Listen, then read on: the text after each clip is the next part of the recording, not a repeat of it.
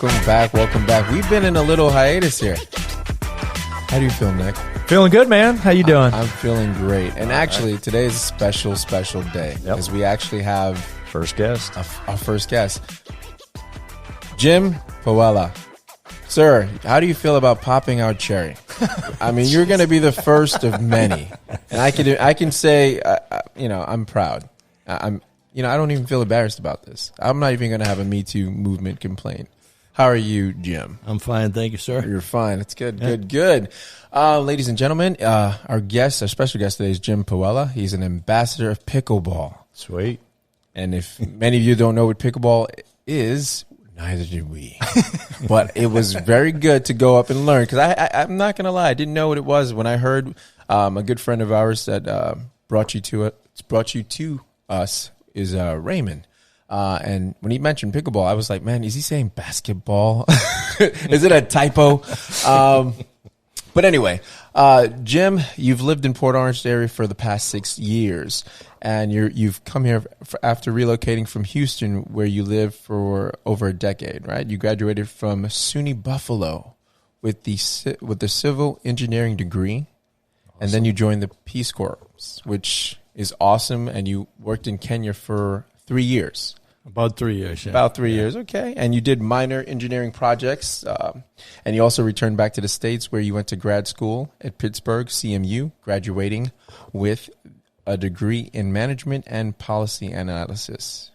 Then you got the opportunity to work in Ethiopia, which you jumped on, and you worked there for 3 years, commuting overseas and specializing in engineering management consultant approximately for 7 years, working in places like Saudi Arabia, Belize, Taiwan. And that's interesting. The Taiwan thing got me in because that's where you met your wife on a flight to Taiwan from LA, right? She was actually sitting in your seat. Would you touch on that? I think that's, for all the people that have lost hope in chivalry or romance. I think this is, I've been dying to hear this ever since you wrote this. Well, the romance is probably there for most people. You'll hear peace out that quickly, but the chivalry didn't start out right. But and let me explain that. Okay. So my wife was working with a clothing company going to basically Hong Kong and Shanghai over there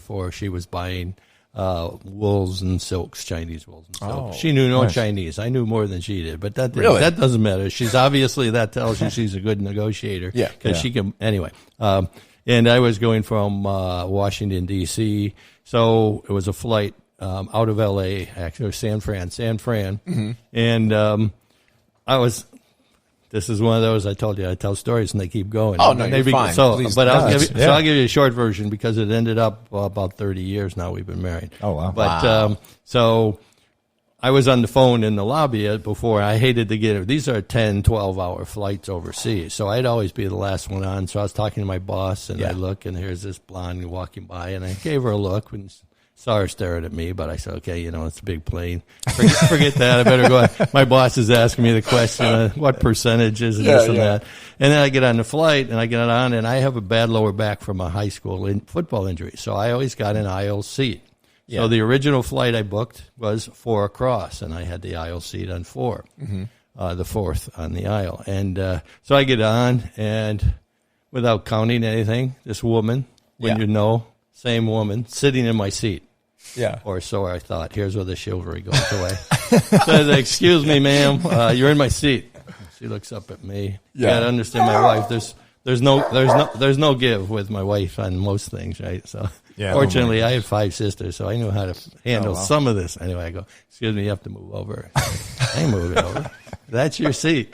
I said, no, I get the aisle seat. I always get the aisle seat. We got to the point of pulling out our boarding cards. Now, there's a couple guys who are, looking at her and trying to talk her up before I got on. Yeah. And they're looking at me like, you either know her or you're a real bleep. Oh, my. Yeah. And so I didn't get the aisle seat. And I haven't gotten the aisle seat yet 30 years later. There you go. So anyway, that's basically where I met her. But another part of this is that the story keeps going, but when I flew those seats, or those flights, those long flights, I wouldn't take any alcohol, even though I drank more than my share back then. So I get and I didn't eat the food because it was back then real what they knew as rubber sugar or rubber chicken. Right? Gotcha. Okay. So I'd take the salad and the bread, whatever. And so they did that, and the drinks cart went by, and I got water, and she got wine, and she starts chatting me up, thinking, what's with this guy? And she said, don't you drink? I said, yeah, I drink, but not usually on flights. She disappears, goes up and talks to the waitress or the stewardess, and comes back with a bottle of Chardonnay and 2 glasses. So she was like, what, trying to wine you and dine you or what? Well, I mean, was she trying to get you? I don't know what her motive was, but. I know what her motive was. 30 years later, Jim. Okay. Yeah.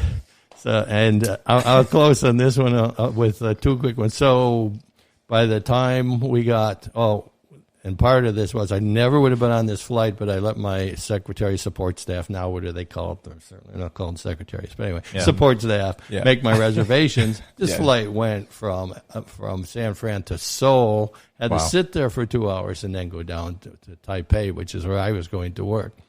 And I never would have been on that flight if I knew it was going to Seoul. So there's one interesting thing. But anyway, so I counted 8 to 10 bottles we finished. Wow. We didn't sleep a minute on a 10 hours flight. Oh my She'll tell you it was only 5. So at least I can say it was 5. Anyway. Oh my gosh. We had so much though. We're getting off the flight, and I'll end this here, but we're getting off the flight, and the stewardess taps me on the shoulder and hands me a plastic bag. Everybody's trying to get off. They're pushing, and she says, you'll enjoy this because you're going to be here for a while. So we get off. I didn't know what's going on. We sat together because we had talked for 10 hours. Right?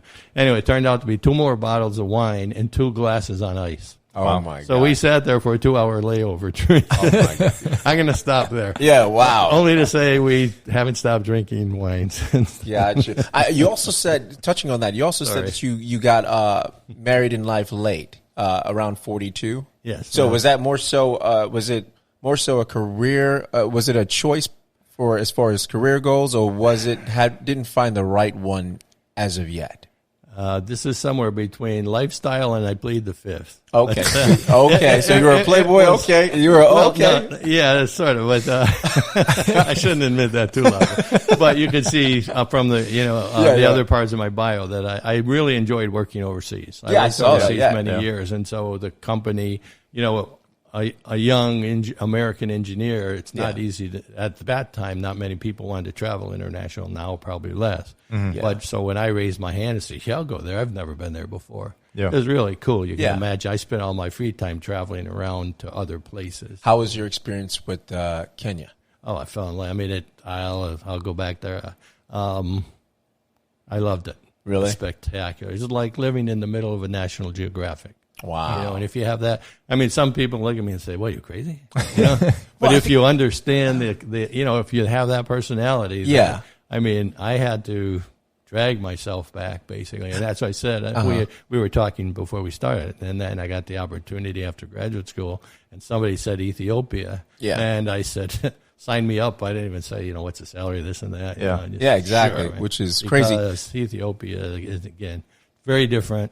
Kenya is all game parks and nice beaches on the Indian Ocean, and Ethiopia is just 2,000 plus years of history that's totally different than anywhere in the world. Is it more so 2,000 years of history is untouched, or basically? Really? So it's kind of preserved. Yeah, exactly. And they have, just across the board, the whole. Plus, at the time, just to make it a little stranger, I was working for the first private sector American company, only 6 of us there. Wow. It was under communist rule at the time. Oh, and we were the first private American company to go back into Ethiopia. America had been there before. To go back into Ethiopia after I'll call it the freeze, the deep stop. It was starting to thaw out. Right? So that was pretty interesting. What exactly were you doing there? We were working for some. I just have to put it.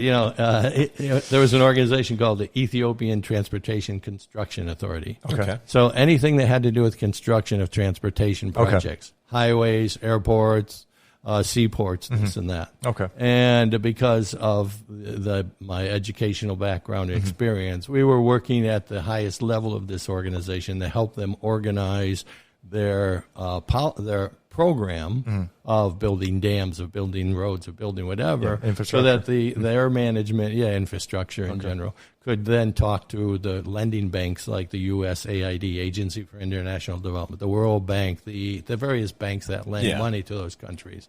And we were trying to help them be better negotiators, sure, and that type of thing, and balance their books better. So. Well, and how were they more so open as far as the natives? Were they open to you, or they looked at you as I don't know, maybe Christopher Columbus?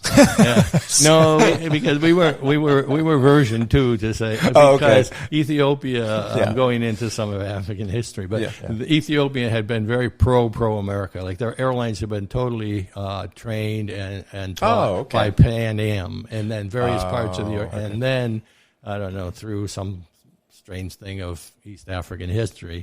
The U.S. was in Ethiopia, the Russians were in Somalia, and overnight they basically switched, right? And the Americans went towards Somalia, and the Russians went into Ethiopia. So the Americans had been there before. So the other older guys there would come up to us and hug us and say, the Americans are coming back. They were happy. Yeah. Right? And a lot of the other people were like, because again, the communists, the Russians didn't want us there. So the younger kids were like, we want to talk to you, but, we got to be careful. Yeah. Gotcha. Not to. Yeah. So, but it's very interesting. No, I think that's awesome. The fact that you've been well traveled and seen the different countries and whatnot and continents is amazing.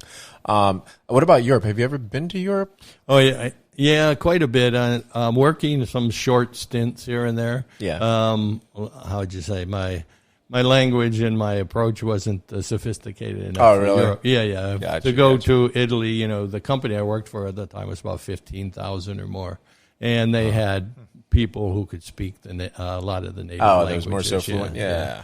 And so, but I've traveled in Europe quite a bit on vacations for sure. As I had mentioned before we started, I was a snow skier outside Buffalo, and I had the chance to ski throughout the Alps for 3 months while I was traveling. And then with my family, we have a son and a daughter, and they're both now, my son just graduate school. Our daughter's a sophomore at USF, South Florida. Oh, wow. And so my wife and I made a plan about 10 years ago that we were going to set aside a certain amount of our money so that when our children grew up old enough to appreciate the world, that we would do some traveling. So we've gone overseas with them 4 or 5 times. That's awesome. And a lot, for whatever reasons, they're in love with Germany. So, oh, really? Yeah, that's their favorite. And have they been? Although my son prefers Amsterdam, I won't. Oh, really? I'll just you 3 guys on this. Isn't that like there's several the red light district, and a few others? A little bit of that too. Yeah, he likes the greenery. Okay. Yeah. And so does his mom. The foliage. Oh, really? The foliage. At least she did then. She did that. Oh, yeah. There we go. Yeah. Obviously, no. I abstained, of course. Somebody had to be the. Someone had to bring her to reality and make a woman out of her, a lady out of her. Okay, so this is Ray. You didn't hear anything. So, Jim, looking at your background, you've played plenty of sports. You even said that you played in high school, right? Which you mentioned getting injured, and also that you're an active man. I mean, you're 72 years old. Happy belated birthday! You told us that you turned 72 on Thursday. Yeah. Happy belated birthday! But I mean, to be active, I think that's something. From you being active your entire life is what's kept you as far as active and sustained from getting injuries or whatnot, or I believe that's you know what I mean, a big part of it. But also, as I said, getting married later, 42, but then after a couple of miscarriages, our son was actually born when I was 48. Oh wow! And then I was 54. And another one of those interesting little family side stories. But our son came home from school. He's an only child, and he says, "Where's my family?" And we're like, "What do you mean? Where's your family?" Yeah. Well, we were having family week in school, and Billy's got his 7 cousins come in with him and 3 brothers, and that's the kind of stuff. He says, "Where's my family? Do I take you too?" Yeah. And so we had, after the miscarriages, my wife and I had started adoption, I don't know if you know anything about adoption, but it's about a 3-inch binder, and they know more about you than the IRS does. Yeah, wow. They know more about you than and there's a side one there also that, like I told you, I can start these stories and they wind off in the distance and come back. But we ended up when I was then back on the age thing, 54, because our son would have been 6. That we stopped the adoption when our son was born, the paperwork and all that. So we were about 3/4 of the way through the book. And then when our son came home and said, "Where's my family?" We said, "Well, how about adoption?" He goes, "Works for me. I don't know what it means." 6-year-old. Yeah. And we ended up adopting our daughter from China, which was, I didn't put that on there because this was sort of a working vacation. My wife and I and our son, and we went over there and so we went about a month earlier than we had to so that we could tour, the Great Wall, that type of thing. So anyway, my point on the age thing and being active is, when my friend said, "Whoa," I say younger and older every day. The older every day, you don't have a lot of choice. Right? Yeah. But the younger, just one is attitude and being lucky that, I did hurt my back in high school football, but it wasn't, it wasn't debilitating. So sometimes I work through the pain, other times, you get lucky, it goes away, and who knows why. But anyway, so I say, and then the younger part every day is when you have the 2 kids, and I was very active with our son in sports. He's how tall is Michael? 6'3", 6'4", about 210 pounds. Oh my! He goes works out every day. He's a big boy. Oh really? Yeah. Did he play football or anything in high school or whatnot? Well, we were in Texas. Did he or I? Did he? We were in Texas at the time, and in a place called the Woodlands. Okay. And the Woodlands North outside, Houston. Yeah, and it is an upscale place where you got the Astros, you got the what are the teams there? I should remember after 12 years, but the various the Rockets, the various professional teams. Well, half of the team members who had sons and daughters in school, a lot of them were in the Woodlands. So very, very competitive is my point. So even though he was big, strong, and fairly fast, it wasn't on the first-string football. So as a sophomore, he says, "Well, I'm not having a lot of fun not playing. Plus, somebody's going to get hurt with all this equipment, so I'm going to try rugby." Oh my gosh! And he played it and he loved it. Really? That's super rough. Yeah. So yes, but no. He gave up on football because it was why sit on the benches basically. So yeah. Did he excel at that, or as far as rugby? Well, he did quite well. Okay. They had one again because of a lot of top football players left and played rugby, so they had a very good team. Like several years that he was there, they were number 2 or 3 in the nation. So they had a good team. But his size, he's also very fast. Yeah. So I don't know how much you know about rugby, but they have probably won't get these right there. Any rugby players are going to go, "This guy doesn't know what he's talking about." No kidding. I mean, you hear that all the time. Yeah, exactly. Well, the strangest thing, the first thing you got to get over in rugby is if you score, you get the ball back. Not like football where you score, you give it to the other team. In rugby, so you could keep the ball, if your team was that good, you could keep it. So anyway, he was very fast. So they put him out on what I call the far right wing, right? Okay. And you've seen rugby underhand. Yeah. So they get him out there and say sprint the sidelines. But then he was big enough that when they get in the scrum, and this has an official name too, I can't remember, I'm just going to call it the pusher, and he would then come from the far out and have to get behind the scrum and push because he was big and strong enough. So anyway, he got his playing time in. Yeah. Different game though. That one's an interesting one. So, quick question. Like I said, I can ramble. I can go sideways. I can come back. No, I'd like to go back because you're saying about the adoption with your daughter. Yes. How was the policies as far as when you went to China? I mean, you didn't go to any black market, did you? For what? Go to vacation China, leave with a child. I mean, did you? How did it work? How long ago was this? The time frame that Jim's making me nervous. He's pretty quiet. I think I'm trying to do some math. I know he's going to when, and my wife will say, "You still don't know when she was born or when her birthday." She was 2 years old when we adopted her. Okay. And she was 18 May. Michael's is the 18th, May 10th is her birthday. Okay. So I forgot what the essence of your question was. The policies. Well, yeah, how about do you just go to are you obviously you're requesting from their government to. Yes, well, there are adoption agencies that deal with that, and so you basically work through them because they've got people in this case, mainland China now. Just differentiate. Just because we talked, I think we said Taiwan during part of this. Yeah, that's officially the Republic of China versus mainland China's China. Yeah. You get it. Yeah, I'll get a map out later. No. But let's see. I mean, it was a very standardized, like you just went to, like sort of like you would come, you see on TV, you know, the adoption agency or an orphanage. You go pick up a kid, bring it home, and that's it. I mean, how was No, real different. How was it? Like I said, they know more about the IRS knows more about your finances than than you do by the time they get done. They know more about maybe even your personal life. I don't know, but you have to go through a lot. Like they came to our house and it had been inspected numerous times, sold here and there. And we had a second level deck with a railing.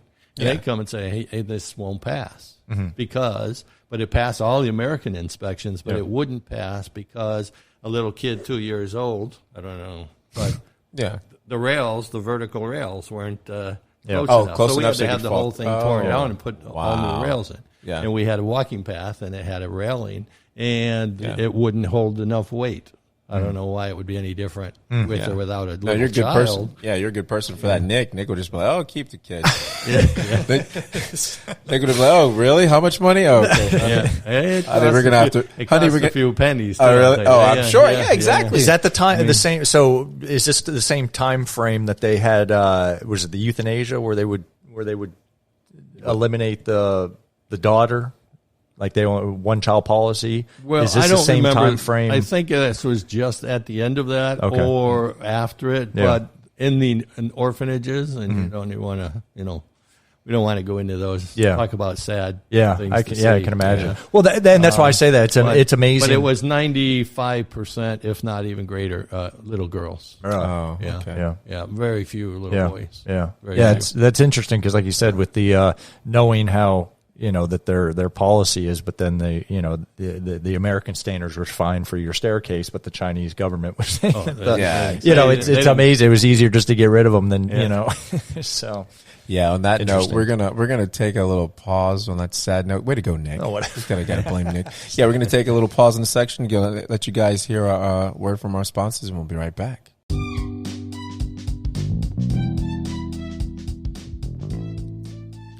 Hey everyone, this is Reggie from Bro-RantZ. And if you haven't heard about Anchor by now, where have you been? No, seriously.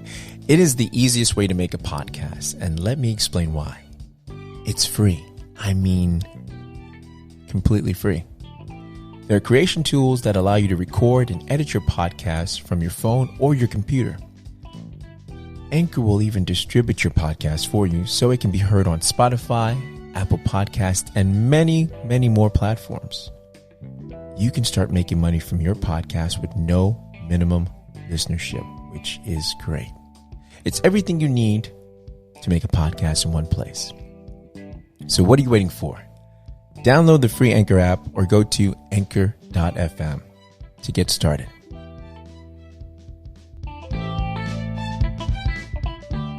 And we're back. Jim, you said, you gotta start giving your wife credit for a lot of things. You say that you mentioned that she introduced you to the sport.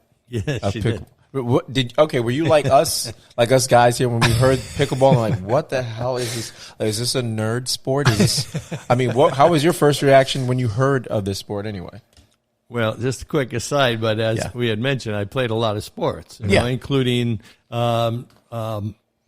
competition tennis. Okay. And when I was overseas, I learned squash and racquetball and a little bit of handball. And so, you think you know sports and things. Yeah. And then we moved here from Houston in we've been here 6 years now, but after about 2 years, my wife comes home from the local YMCA. And I had never heard of pickleball before. And I'm surprised, again, because, I'm sort of sports aware, and especially racket sports. Yeah. And she comes home and says, there's this thing, my friends, she was going for the dances that they have in the exercise routine. Okay. And some of her friends would leave the exercise and go across the hall and play this thing called pickleball. And my wife, they dragged her in there, and she came home one day and says, "You ought to come with me and play this pickleball." Yeah. I said, "Pickleball? How do you play ball with a pickle?" Exactly. That's, I mean. First thing comes to mind, yeah. Yeah, first thing that comes to mind is a bunch of girls sitting around a sewing center talking.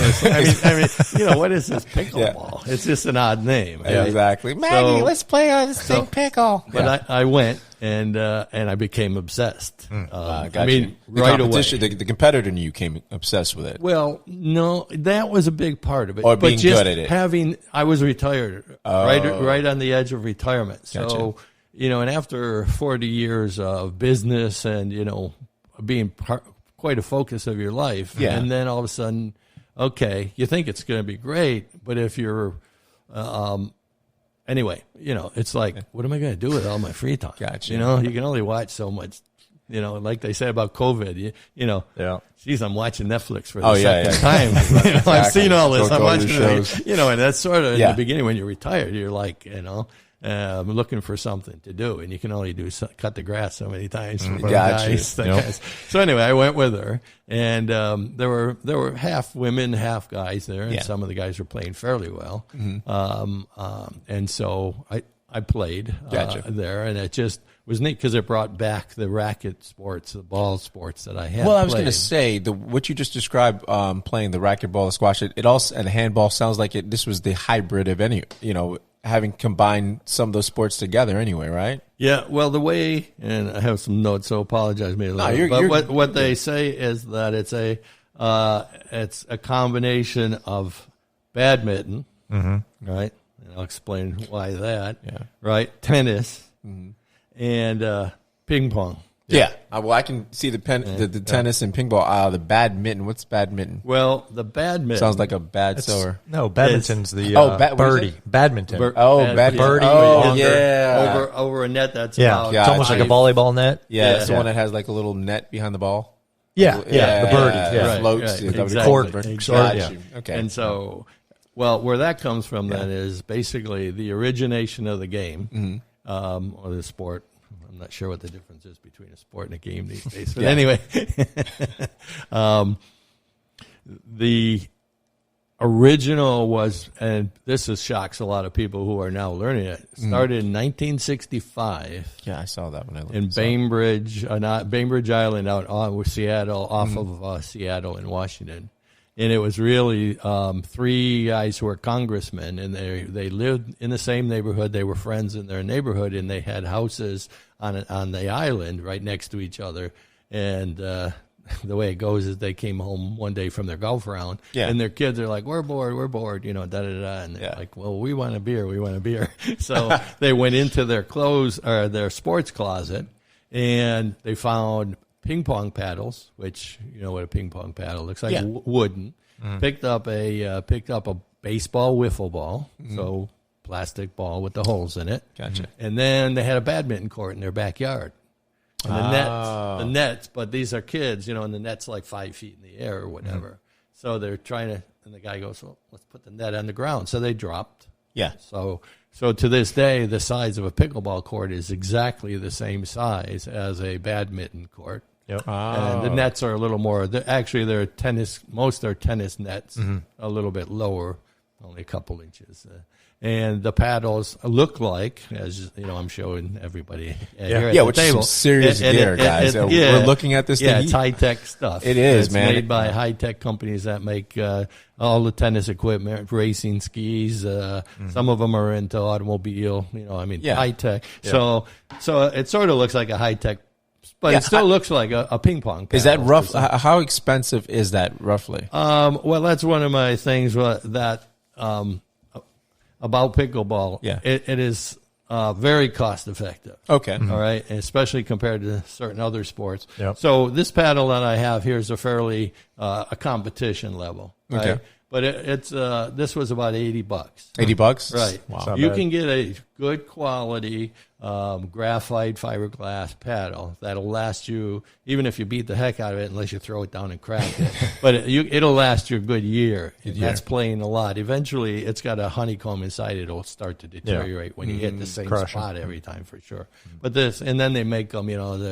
There's another thing that surprises people is actually professional pickleball.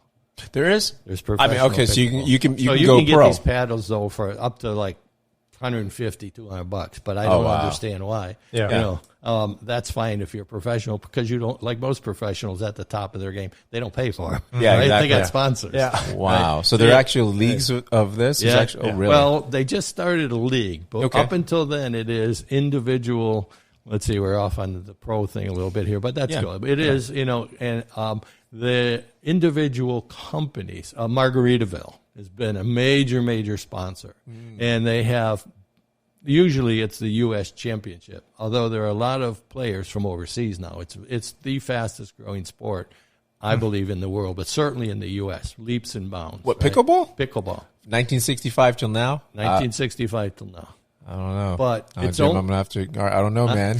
I'm just hearing about this sport. You know, I know, that's a surprise. Heck, like I told you, I've been into sports since I was a little kid. Well, yeah, I started playing golf when I was 12 years old with my dad, and I played everything I could get my hands on, or even overseas. Yeah. And I found out because my wife took me to the Y and said, "You'd like this game," because she thought it looked enough like tennis. Yeah, I mean, I didn't hear about it. I was like, okay. I was like, I asked my wife, and she was like, she kind of knew about it, but I asked my youngest daughter, she was like, "Oh yeah, that's what they try to teach us in PE." I'm like, "Oh, you know about this?" And she goes, "Yeah, it's what," and she explained it to me. I was like, "Oh man, I must have missed it." You know, misses a generation or two. I'm like, I must have missed this growing sport, like you said. And how does one? Because I know you're an ambassador. How does one become an ambassador of pickle sport, and what are the responsibilities that come with it? With great responsibility, comes that, right? Okay, so taking off from the point that there is a pro level. Okay. And there are a lot of players of a caliber that I watch, and I'm like, how the heck can I do that? But I watched some of the championships from several years. And so there's a pro level. Now they're not getting rich. Yeah. But it's supported by Margaritaville, big time stuff, and there's national championships, and they can win $25,000 or something. So anyway, that said. I forgot the question. Oh no! I was asking how does one become an ambassador? Yeah. Well, you start out like I did, not knowing what the heck's going on, and you get obsessed. Okay. Right. And we've been sitting here for hours. You can see how much I can BS if you let me. And I've learned again traveling around the world. I have learned to appreciate everybody. I'll call it. Okay. There's a couple people in my life I don't appreciate. That was business. We'll edit that out. Yeah, that was business. Yeah. That was Europe. But no, kidding. Actually, that was Houston, but that's okay. Is that why you ran here? No, I'm just kidding.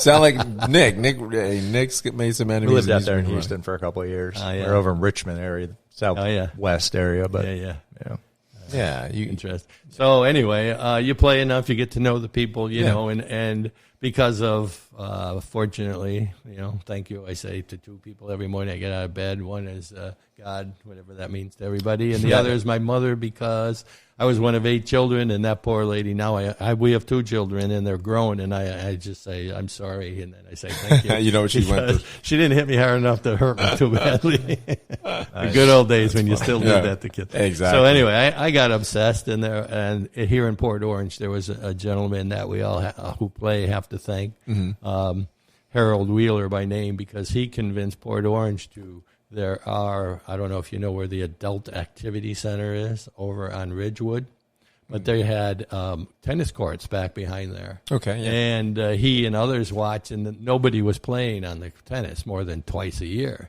So they convinced the Park and Recs of Port Orange to repave them and line them up with pickleball. So there's 8 outdoor courts there. So he was the original ambassador. And then there's this, let's see, Pictona is something new. It's Pickleball Daytona, shortened. At Howley Hill was actually the original name. Okay. Pickleball Daytona at Howley Hills.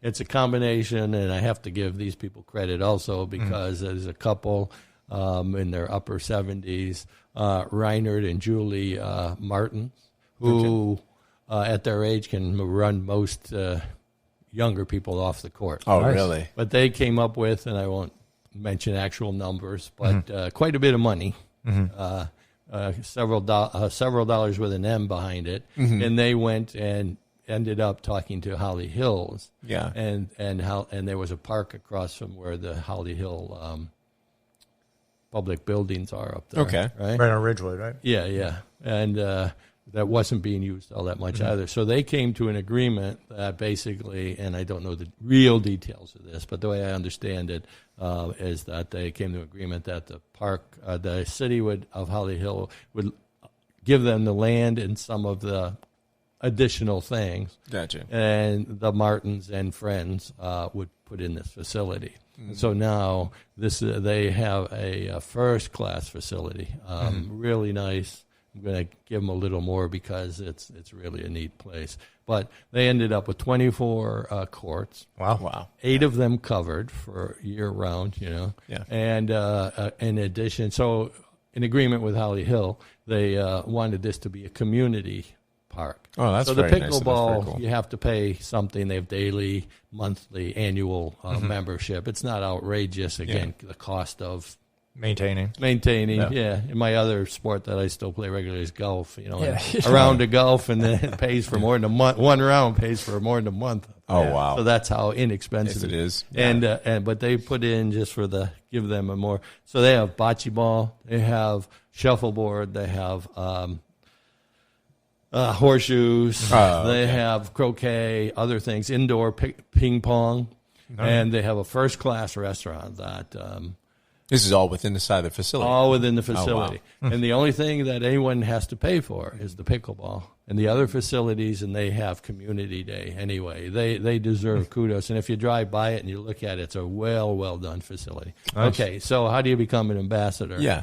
After that facility started, they asked my friend Harold Wheeler to be their ambassador, because when you get large enough, or if you're a community like Daytona Beach, Daytona Shores has their own courts and an ambassador for that area, and there's one for Port Orange. Now they have one up there for the Holly Hill area. So he wanted to go up there, and he came to me and took my hand and put it up in the air and said, "Thank you. You just volunteered to be the new ambassador." What a great guy. And I said, "Let me think about it." And it was coincidence. As I said, I just retired, looking for something to do. Yeah. And at first my wife says, and then she said, "That's probably be really good for you. You're out there anyway, 3, 4, or 5 days a week. Gotcha. You like the people, da-da-da." And one of the things I have to say about pickleball, I started with, it doesn't cost that much. You got a paddle. And a paddle that's going to last you for a year, and that's a top quality one. You can get cheaper ones if you want. Yeah. And then the balls, you can go, any sports store that carries them. They go from Walmart to Dick's, whatever. Yeah. And there's 3 for $10, and they'll last you quite a long time. I've probably been playing with this one. And then a pair of shoes that would be like court shoes, basketball, whatever, something that's flat. Yeah, because you're moving sideways, you're moving forward, backwards. You got 360 movement. You don't want like running shoes that are rounded in the toe or running at sides, because you start twisting an ankle. Yeah. So you want something flat. That really is all you have to buy. Also right? equipment Because there are the courts, like outdoor, most of them, not all of them, but they're free. The ones at Port Orange, the outdoor 8 courts, are free. And even the lights, they are open 7 a.m., 10 at night, and the lights, you just turn a switch and they come on. And thank you guys all live here in Port Orange. Your tax dollars and mine are paid. Welcome for that, sir. And another thing different than like tennis and a lot of sports that I've played, I purposely wore this, for fun. But you see, I got Eat, this sleep, regular, pickle, and repeat. Oh, that's really neat. That's what the shirt says, guys. Right. Eat, sleep, pickleball, and it's repeat. The standard type of shirt that you wear, and my shorts. Right. And Tennis gear, right? But tennis, they're often all matching stuff. Yeah, you got to buy a tennis outfit. It's none of that. It's kind of uppity. I mean, You know what I mean? It's got that ritzy thing to only it. Because, exactly. It's got that attitude. Yeah, And that's exactly. another thing about pickleball. This, for people who might think about it. I heard more laughter and fun of people laughing at each other and at themselves during because pickleball, the first day I played than I did in 10 years of Yeah. tennis because tennis people are too. I mean, sorry, tennis people, but you're too serious, you know. Jim thinks it's Ritchie. Ritzy. Oh, I'm kidding. Well, I was the one, you know. Yeah, no, it's good. And that type. They're stuff, bougie is fine. They're bougie. But anyway, you know, it's really low key, but also the people are just having fun and totally amateurs, and don't have a clue. Like my wife had never played. Riding a bicycle was a sport to my wife when she was, you know, young. Gotcha. I mean, she was not into it, and she goes out all the time, and she has a good time with her friends. And I ask her, so what should I get across from her standpoint as a athletics were not one of her the things she spent all her time doing, but she's, you know, outdoors, active, very social. Did she speaking of that, because you said you go through 4 times a week, did she scale back as far as playing the pickleball? Did she? Yeah, did she scale back as you scaled up? Or does she still play it? Or no, not really. Not really. You took it over. I think she had a plan, guys. I think she was like, let me You get banned into her. this sport. No, she knew what she was doing. She had a master plan. She's like, let me get him out of the house so I can be in his house. Oh God, Jim, go get a hobby. No, I'm just kidding. No, she'll go and you know, she'll have her group of friends. She plays with her lady. Yeah. Okay. And I'll and that's another nice thing is, you know, no matter how well most people, I would say in pickleball 9 out of 10, like I'll go out with ranked beginners and somebody who barely knows what they're doing, and they'll be my partner. It's usually played. You can play singles 1 against 1, but that's either for the very fit. Yeah. We do that. A couple of my friends and I, we do that, but just to sort of improve part of our game. Gotcha. But after a half hour of that, I can't move. I mean, So- that's tough. So you play doubles. What would be the equivalent of doubles tennis? So the ball can hit the floor and bounce up? Yeah. Yes. Okay. Oh, okay. yeah. So it's not stayed in the air like a volley. No, it's No. I didn't want to get in the rules because it gets when I. An aside to this quickly is that being the ambassador, the job you ask, what are your responsibility? Basically, it's to promote the game. Yeah. Right. It's really what it is. Yeah. Is to just let people know, you know, and so I'm going to be getting the 3 of you out there, and the 4 of us are going to, you know, and you'll see, and you'll be laughing at each other, and I'll be laughing at you, All right. and then I'll fall down, and you'll laugh at me. But you know, real ranked beginners, and so I have some good friends, and that's what we'll do. In fact, for those of you who might want to learn, in Port Orange at the Adult Activity Center. Yeah. Friday mornings at 9 o'clock, 9 till 10. We never get out of there till 10:30 or 11, but 9 till 10 we give lessons to, and it's usually ranked beginners. We did it yesterday. Yesterday was Friday, right, guys? Yeah. And we had 8 people come, and 2 of them had never played before. Gotcha. One didn't even have a paddle. I have 3 or 4 now, and so Yeah. gave them one. And just I worked with them for about an hour and a half. Just, here's the basics. Here's some of the stuff, you know. And other ones are people that I will call them novice, you know. Yeah. And they can hit the ball fairly well, and they know the rules, but they want to learn to get just that much better, and they'll come. What are you seeing as far as the age range? Are you seeing more younger people coming to it, or just more so in your age range, or senior citizens? I guess there are a couple parts to the answer. One, you know where we live. There are a lot of senior citizens. Yeah. You're like myself. Well, Get that's into Florida. things. That's They're- just Florida in exactly. general, That's guys. Florida. and they're, excuse me, they're looking for something physical to do. Yeah. And now they're retired, and their doctor says, find some activity. Yeah. Yeah. And they say, what do you do? And we've actually had some women come, and they say, we're at the supermarket, and we say, what do you do here when you're older? And they say, we heard pickleball, and these guys do this. And they come because somebody at the supermarket, the cashier, some young lady at the cashier said, I hear about pickleball. I don't know what it is, but that's what some of the senior citizens are doing. I don't know, senior citizens. I call them active adults.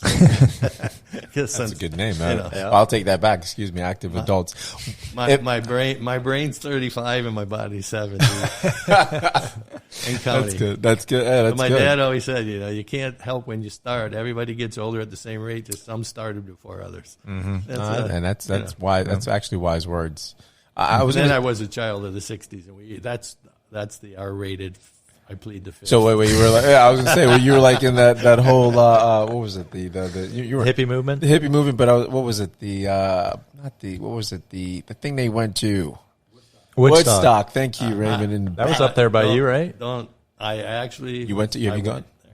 You went? You there? did go to Woodstock? Yep. The Really? way he And I says still- it, guys, he almost sounds like he committed a lot of crimes. He's like, I went there. And Actually, let me tell you. only one. But so here's a humorous aside. To Yeah, this. yeah, yeah. People knew what was going. You were. Yeah, Nick's right? old. Nick is old. So I was outside of Buffalo. This was in the hills over there. Yeah. In middle of it wasn't actually in a place called Woodstock. It was what's the name of it? Anyway, it doesn't Yeah, matter. yeah. And how do you say? That's the group I was somewhat hanging around with. Mm-hmm. But you can't hang around too much because I was in undergraduate engineering school and working full time nights in the Ford stamping plant. Yeah, that's So, what I was gonna say. you don't have a lot. You of seem time. like you more so had your head straight to even party. This is all shocking news to me. Well, as I say, as one of 8, I'm gonna have to I fact didn't check have a lot this of bio. I didn't have a lot of choice. You know, My okay. dad just said, "You want to spend money, you go get a job." Yeah. Gotcha. So anyway, but I heard about it, and I liked some of that music. So, and my older sister happened to have just come back from 2 years of living in Haight-Ashbury. We won't go there. You know what that meant back then, and that was pre-Woodstock days in San Fran. And so I had the tickets, and I said to my mother, "Can I didn't have a car at the time. I don't know why, but Doesn't Jim sound like the only informant? We don't have to go back there. We won't say mention that. No, Yeah. I love it. But I said to my mother, I want to go. My mother sort of knew what was going on, Yeah. but, she's got a kid. She can't worry about what they're really doing, Yeah. I mean, she used to call me by my sister's names all the time. She was, this is confusing. Yeah. But anyway, I said, can I have the car? And she says, well, only if you convince your older sister to go with you as your chaperone. Yeah. Like I said, my older sister just came back from San Francisco, and she was in the heart of it, out there. And my sister goes, "You're kidding, right?" How old were you? Let's see, that was 69, so I would be 21. Oh, okay. All right. Right? I think I'm born in 48. Is that Yeah. enough, right? Oh, Yeah. perfect age to go party and do that. Yeah. Oh, sure. Oh, definitely. Well, I was going to ask you, what has this sport taught you about yourself that you didn't know? That's a good question. That I didn't know. Yeah. Or that I have suppressed for many years. Well, maybe. Same difference. Hey, that can come out however you interpret the question. What has it taught you? That's interesting. What it's taught me that with the right approach to the game, Yeah. you can get a lot of people, most people, to laugh at themselves very quickly, including Gotcha. me laughing at myself. Because I'm pretty high strung when it comes. You play enough sports, you think you're good, that kind of thing. Oh, yeah, You yeah. know, and then you go out there in a new sport, and you sort of, okay, Cockiness goes away pretty yeah, quick. Yeah, Yeah, your ego goes away real quick. Or you find somebody who'll practice with you, and you go practice for 3 months, and then come back. So no, but I'm talking about, as I said, we were teaching beginners, Yeah. and they're real shy and whatever, and so you just work through it slowly, and by the end, I mean, like I said, I hear more laughter in one day than I did in 10 years of serious tennis. Just gotcha. people having fun, and when you're 65, 70, it's easy to be a curmudgeon. I mean, you make up excuses pretty easily. This hurts, that hurts. Gotcha. So it's more so humbled you in a sense. Exactly. That's a good one. Humbled you, and you also learned to not take things as serious. But to me, it doesn't seem like you do anyway. It seems like you're a person that laughs, makes more light of things that are maybe are harsh or harder in life. Yeah. No. I can get pretty serious. Oh, you can? Oh, okay. Oh, Wow, yeah. that must be the business gym. Yeah. You travel those countries, like I said, and I didn't put the worst. I mean, I just put the ones where I was longer term. You travel throughout Southeast Asia and Africa, and that you see some sad stuff. And Yeah. a quick story on that, just because I went there quickly. Yeah. But when I first went, and I was brought up a pretty serious Catholic, and what that has to do with it, but it certainly gives you a guilt syndrome no matter what you do. Yeah. And that doesn't go away in life. You just learn. But when I went there, I was making, for my age and things, I was making some pretty nice money. Yeah. Tax-free. Because back then there were all these nice things, and they wanted to incentivize you. Yeah. And so I was, and I had almost everywhere I went, I had a government vehicle with a government driver and a government stipend. Oh, wow. I basically could put my paycheck in the bank. Yeah. And, you start to go, geez, because there's a lot of poverty. And I talked to one, this is probably one of the better lessons in life I got. I'll call him a dirty old man. I was probably 30 and he was 40, but how it is. Oh gosh, okay. But I said, I'm having problems with this. He says, yeah, Jim. Okay, so let me give you a quick one. So say I'm making $10,000, a year.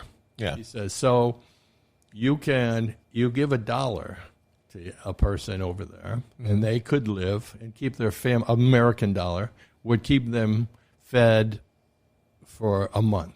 A family of say 4. $1. Wow. He said, okay, so you give away that dollar and that dollar, but if you're making $10,000, you give away $10,000. What have you done?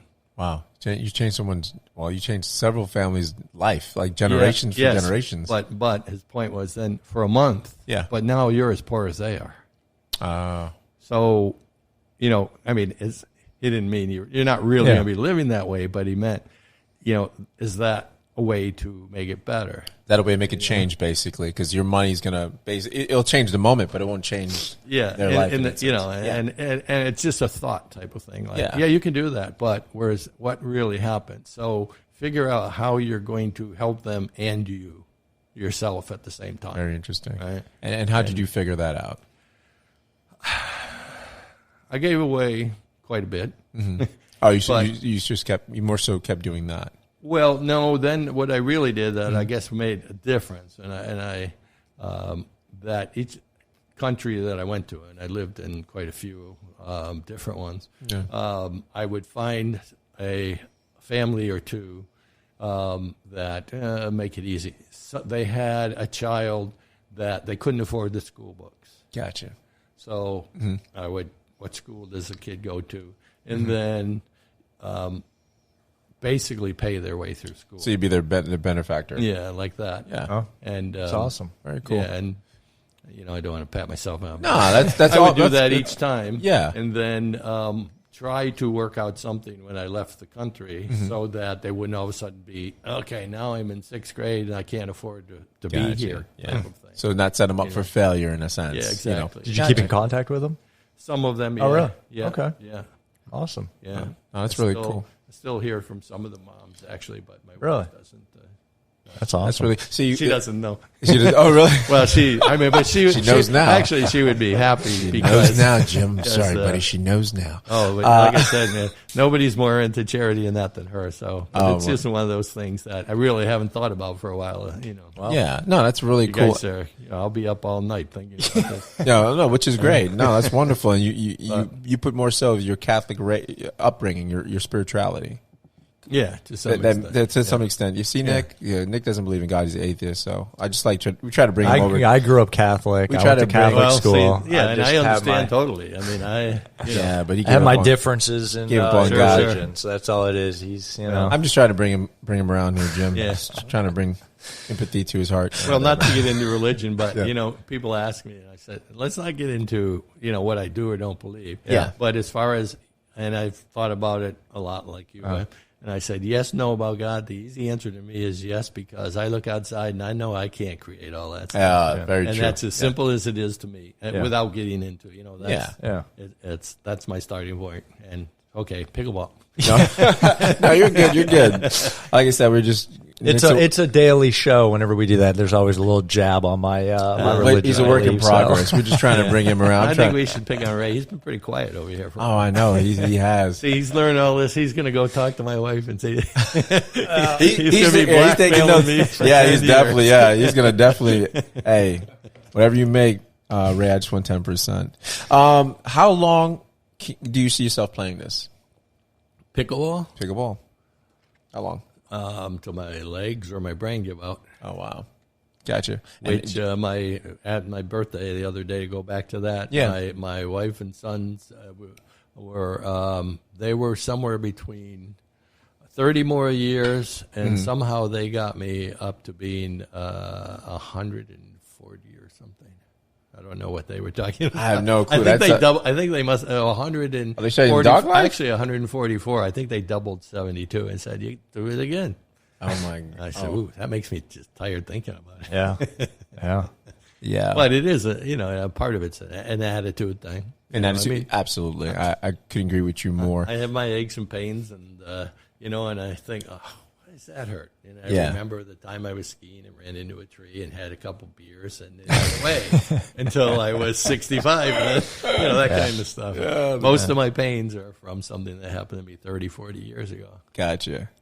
So which is great. You're going to play it until you can't play it anymore, basically, until they drag you off the court. Yeah. Hey, Jim, you got to give it up. Screaming. Yeah, exactly. And I have a few mentors out there in the sense that a couple guys who are out there and they're in their 80s. Yeah. And they're playing with me. In their 80s? Yep. And they're playing with me, and when they're in a good mood, they beat us.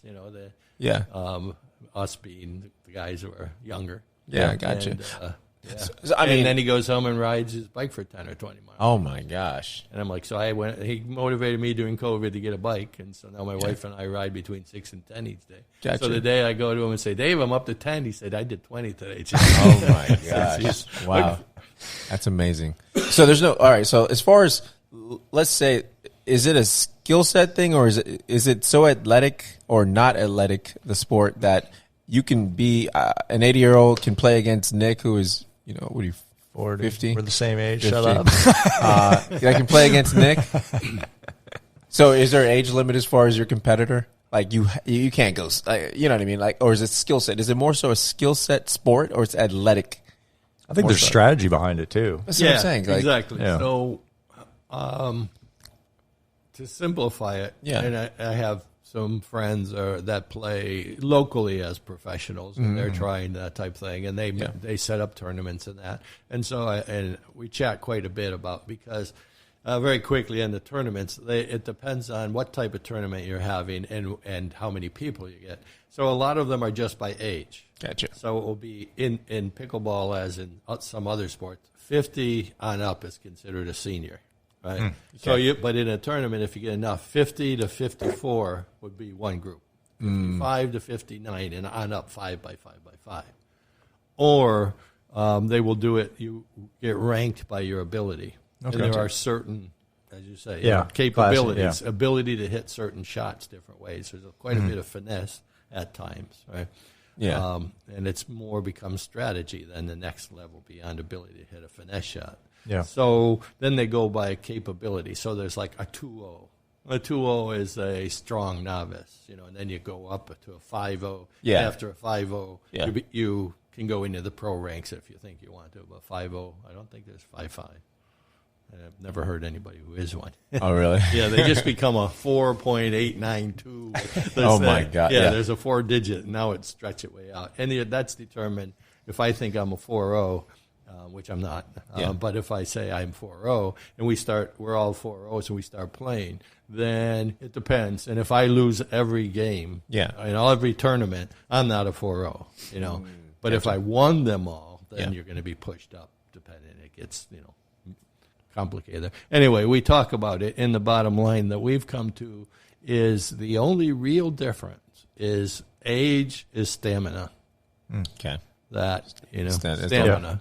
Yeah. The older players can play as well, sometimes better because they're trying to be efficient, so they get smarter. Gotcha. They learn faster, or and this is one of the things that I've really started with is learn to watch the other player. Because most people have patterns in their life and they live by them. Yeah, that's true. And that's the same in their sports, And then in most racket sports, most people can't do a backhand. So the first thing you do is to go out and test their backhand. Gotcha. And if some guy starts whizzing them past your head, you go, okay, we're not going to do that to him. But there aren't too many of those, but there are some people. And anyway, you get the idea, though. Oh. So it's a stamina more than capability or athleticism. Okay, so it's more so stamina and now at some point, we're going into the age thing. A lot of people think, especially in this area, because we do have an older Florida, as I said, it's a more senior community of people. But on the national stage now, the best players are in their teens and 20s. Oh, wow. Yeah. Okay. In fact, I brought a note. There's a young lady and her mother happened to stumble into pickleball only 4 years ago. Yeah. They were actually, I just read this morning. I didn't know how they did this. They were escaping one of the hurricanes and ended up in Pennsylvania somewhere. Oh. And they saw these people, this is just about 4.5 years ago, in pickleball, right? Yeah. The girl was 10 at the time. Wow.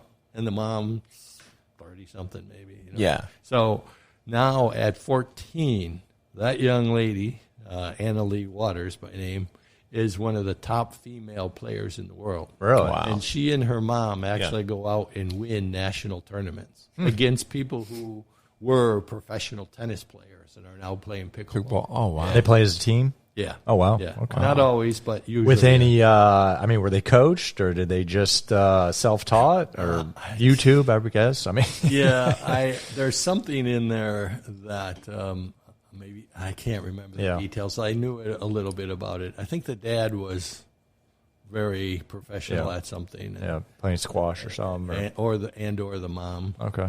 But obviously athletic family. Yeah. Yeah, absolutely. So let's say anyone here in the Port Orange area that is interested in picking up the sport or learning about the sport, what would you tell them? How would they reach out? Where would they reach out to? Well, as the ambassador, yes, sir. My official Feel line like I set you up for that. Yes, send me an email. And like I said, we have starting every 9 to 10 o'clock every Friday at the Port Orange Adult Activity Center.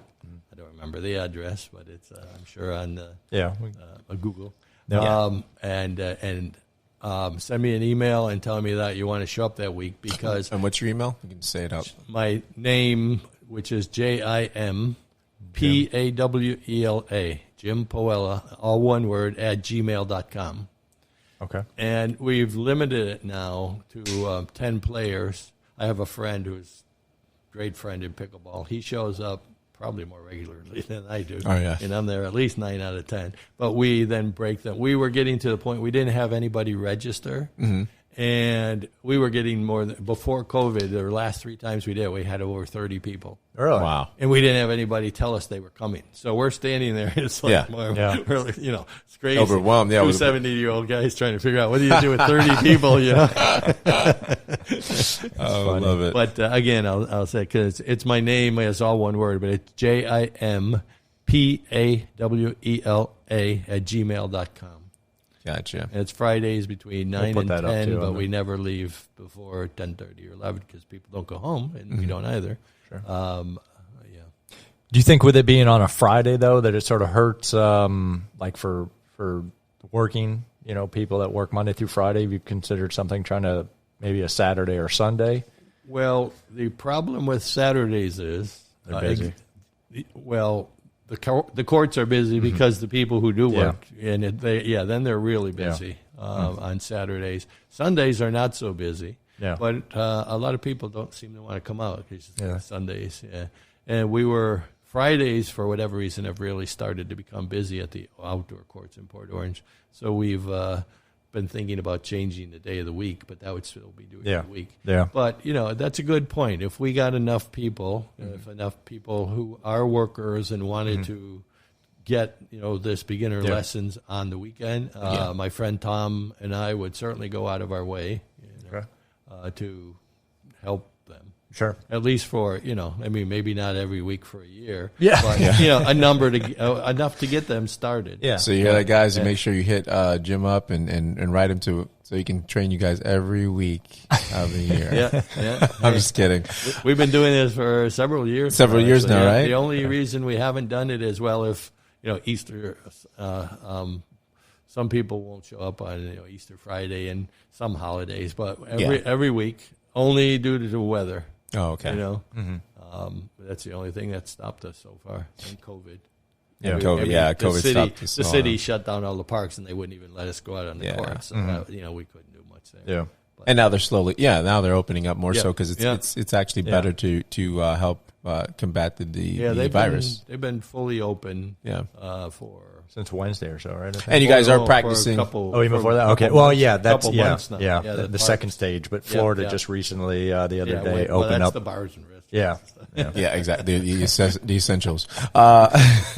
With that said, also, you guys are taking a lot of COVID guidelines, or as far as practicing, staying sterilized. So you guys, it is safe if you guys want to go out there. Obviously, because there's a majority of active seniors, right? Is that what you said? They were active adults. Active adults. Active, which sounds great. Seniors, which sounds crazy to me because you guys have a facility called the adult facility, which can throw people off. Throw people off. I mean, in fact, when I first started this, I didn't realize it was called the Adult Activity Center, and I was in my emails to Senior Citizen Center, and boy, I got some. So it's the Adult Activity Center. I'm saying, exactly. Yeah. Getting PC. That'll throw you off. What? Okay, guys, what we're going to do is take I'm sorry. I said live and learn. Live and learn. You got to get the words right. All right, we're going to take a quick break, and we're going to have Jim for our last segment, where we're going to hit him with the lightning round. We're just going to hit him with a bunch of questions, see how fast this pickleball ambassador can answer. So we'll be back. That's going to be our lightning round. This question is for Jim. All right. Well, like we've talked about before, you've got a lot of stuff that you've done in your life, and I know we probably not even scratched the surface on it. But I've asked you this before already. But what is left on your bucket list? What's you're planning on doing for the next? What's something you want to do? Well, as I said, also when you asked me first, I don't know. But then I've been thinking about it, and I was talking to my wife just recently, and I said before my body does give out. I played a lot of golf in my years. I say that every night to my wife. I'm like, before it gives out, we should go at it again. But well, no, this was my list. It's not on hers, I'm sure. But that would be to play and go. I mean, the top of it would be like to go to Scotland and England and play. Those Carnoustie and the top course over there of golf. I'm talking about now. Yeah. Okay, texting or talking? Which you prefer? Wow. Which do I prefer? Yep. For myself or for you? In general, however you take it. Texting or talking? Talking. Okay. Sure. Favorite day of the week? The ones that end in day. Invisibility or super strength? Which power would you have? Visibility or super strength? Invisibility. Why is that? I don't know. I just had to ask. I don't know. You just power strength. I'm not into power. I'm more into finesse.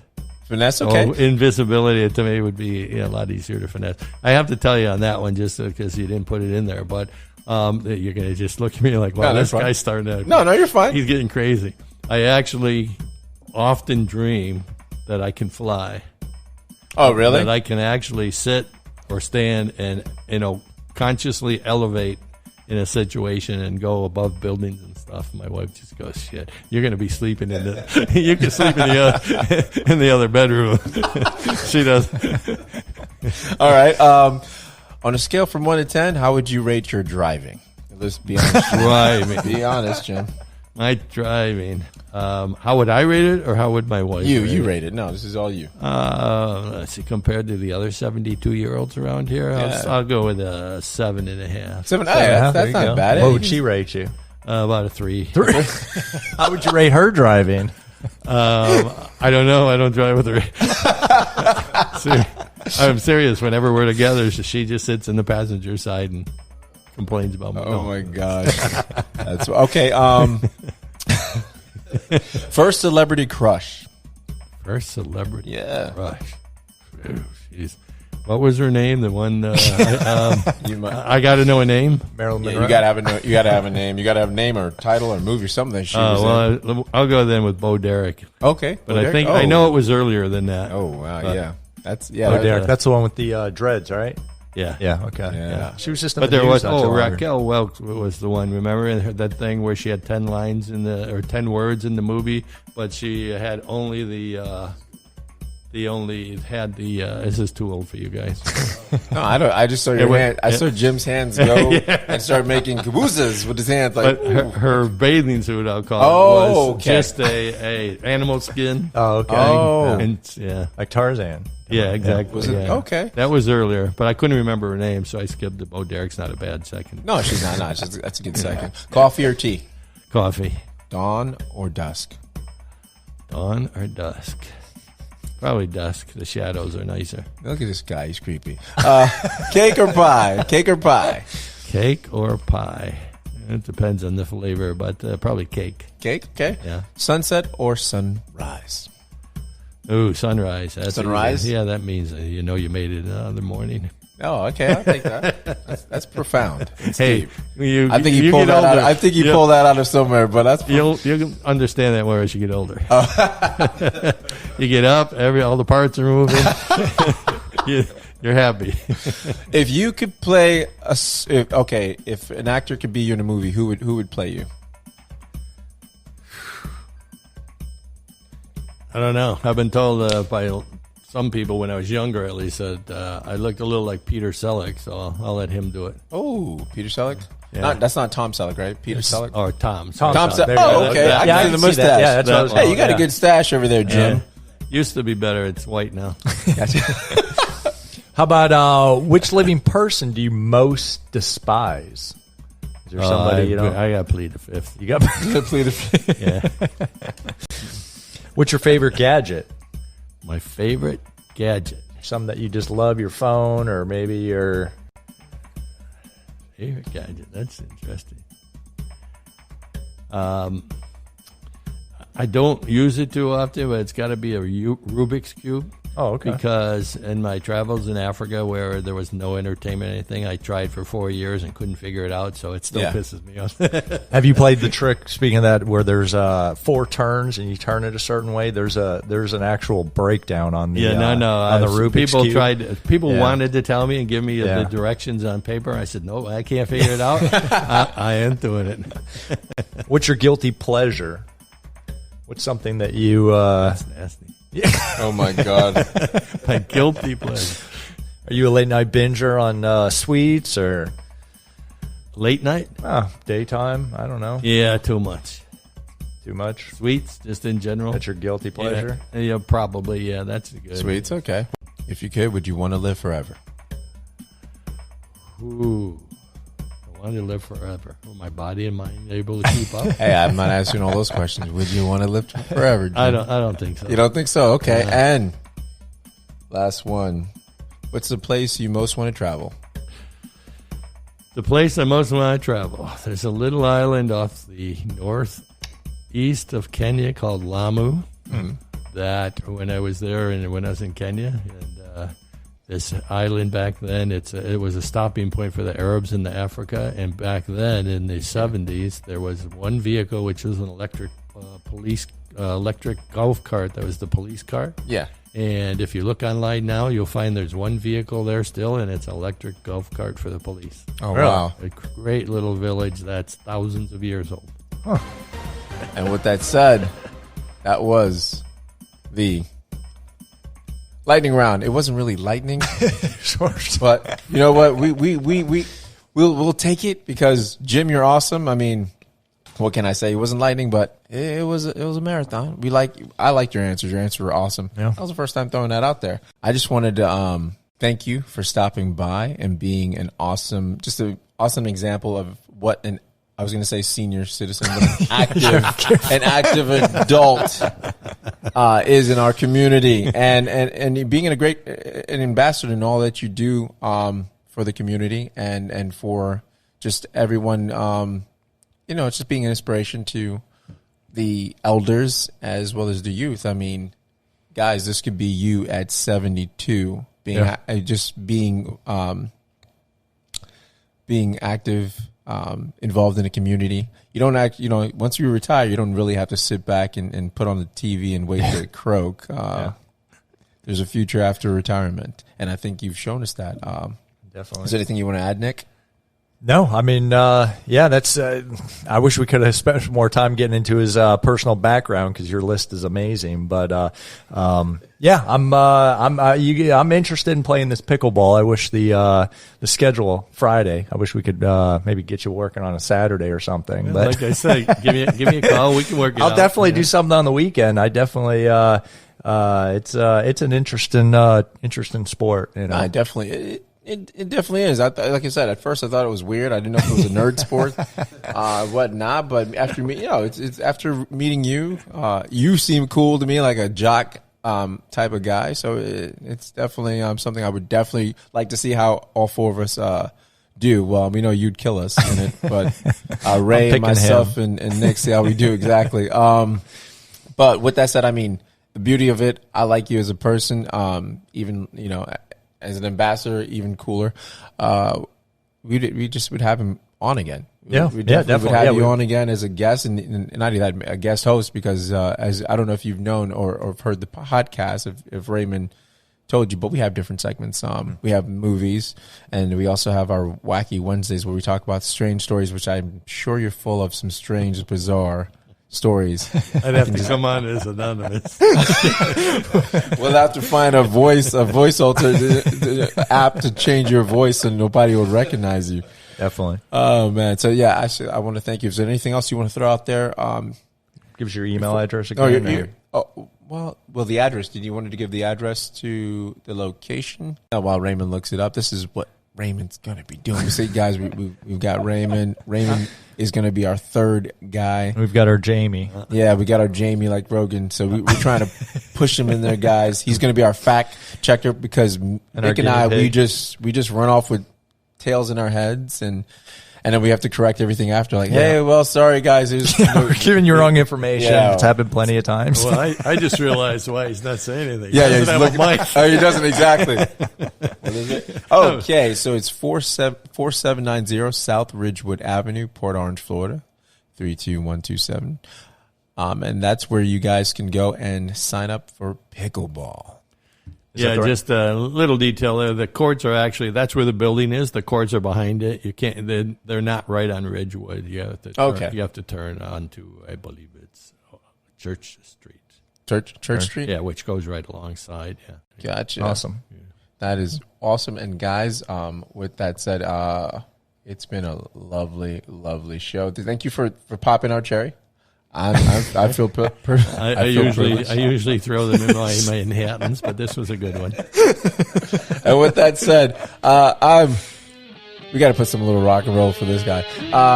With that said, I'm Reg. I'm Nick. And this was Jim. And this was Ray. And we're out. This is Bro-RantZ. Peace. Have a nice week.